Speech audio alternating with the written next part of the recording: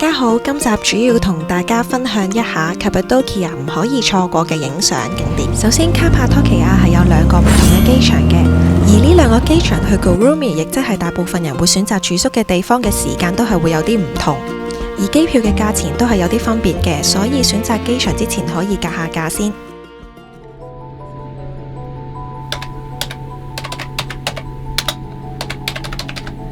因為天氣嘅關係，我哋喺空中盤旋咗好耐，都冇辦法降落。最後我哋降落咗 Adana Airport。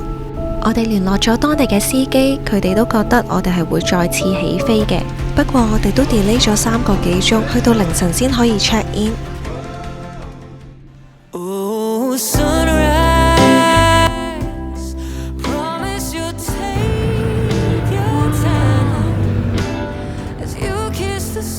阿媽興奮奮，你第一次睇熱氣球興奮咩？由於之前喺第二個國家坐過熱氣球，所以今次選擇咗喺觀景台度睇。原本都安排咗第2日會坐老爺車睇熱氣球嘅，但因為第2日天氣嘅關係，所有熱氣球都取消咗。所以如果想大機會啲可以睇到或者坐到熱氣球嘅話，最好留多1-2日。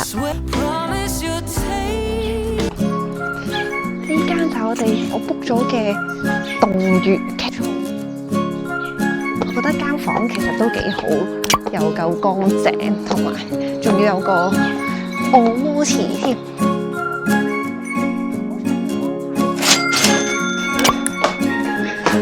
有啲暖。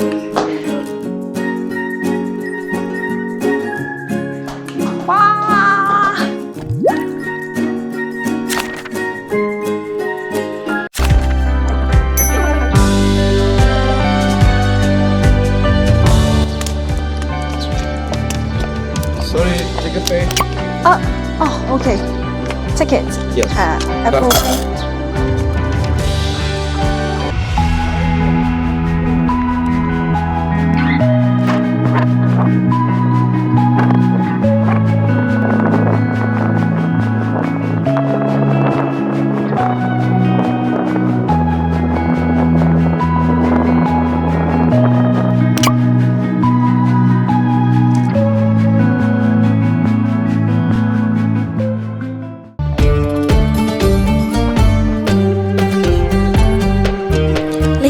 出名影航拍地氈店，而家2025年嘅價錢已經係要港紙400幾蚊，睇返大概4年前都仲係幾十蚊港紙。我自己就認為呢間嘅性價比比較低啲。呢間雖然冇航拍服務，但有土耳其嘅馬賽克燈同埋地氈，價錢係200零蚊港紙，佢會俾30分鐘時間你任影嘅。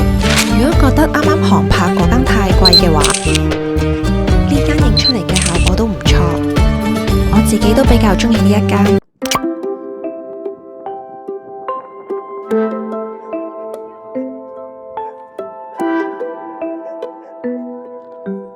喺卡帕多奇亞入邊有幾個景點我都覺得好似樣嘅，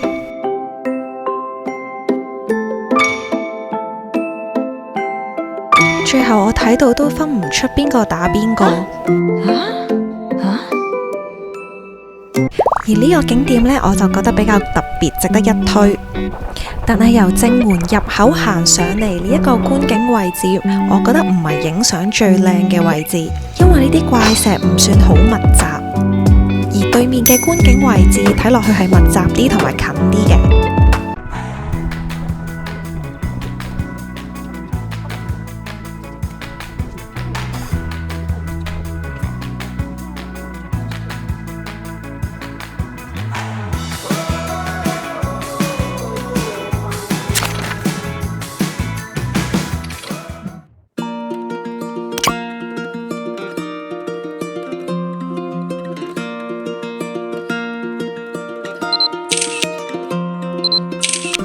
呢個露天博物館係卡帕多奇亞一個著名嘅世界遺產，呢啲教堂全部都係用岩石開鑿出嚟。卡帕多奇亞係早期信奉基督教最虔誠嘅地區之一，而因為呢度嘅位置比較隱蔽，所以都成為咗早期嘅基督徒逃避政治迫害之所。對於基督徒嚟講，呢度係一個朝聖嘅信仰聖地。但係即使你唔係基督徒，呢度都係一個充滿住歷史同埋文化嘅地方。呢個露天博物館其實都比較大，所以最少都要預留返2個鐘頭時間。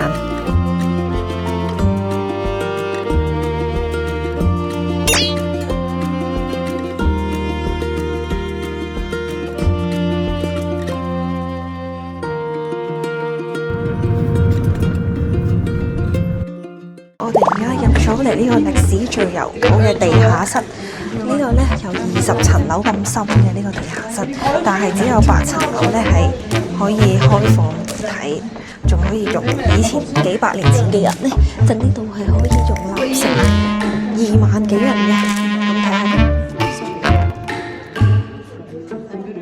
做咩啊？哇！做咩啊你？呢一個地下城係土耳其入邊最大，亦都係最深嘅地下城。佢雖然有20層樓咁深，但係只有8層係可以開放嘅啫。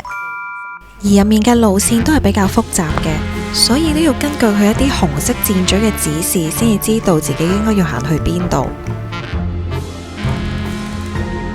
而且入面係好狹窄嘅，好多時候都要打側身，又或者踎低先至可以入到去。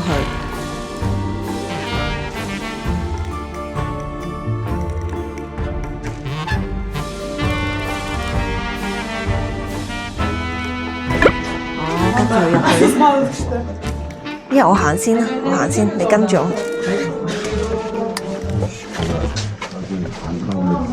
哇，好搞笑喎！呢個肥啲都入唔到。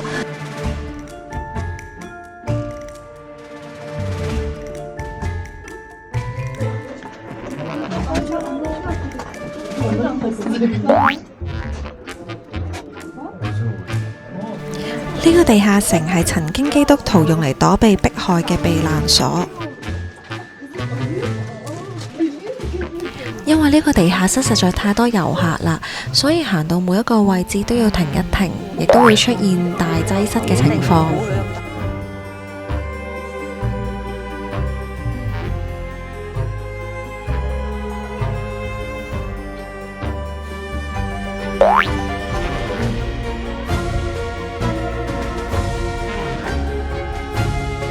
呢度係 food storage 啊，呢個係擺嘢食嘅。呢個可以容納2萬人嘅地下室入邊有儲物室、墳場同埋教堂等等。但係呢，哇！如果佢唔整啲箭嘴喺度呢，根本都唔知邊個位係出翻去。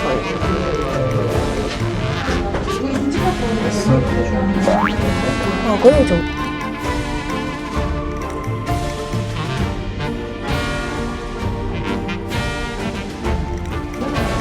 好彩阿媽你生得矮型，呢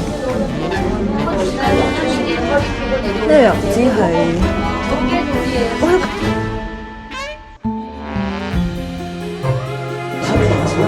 阿媽呢度啱你行啊！呢度啱你行，全部要踎低嘅，你高嘅話。啊，你 careful，你睇住啊！你應該唔會冚嘅你，你係咪唔冚啊？你唔冚啊！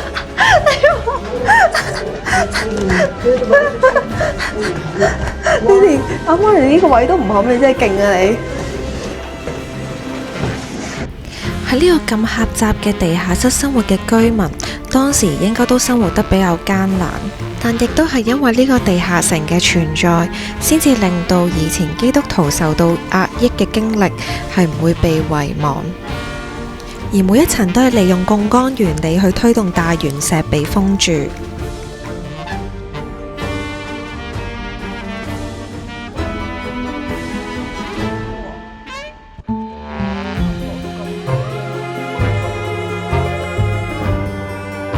你係流線影啊，咁勁！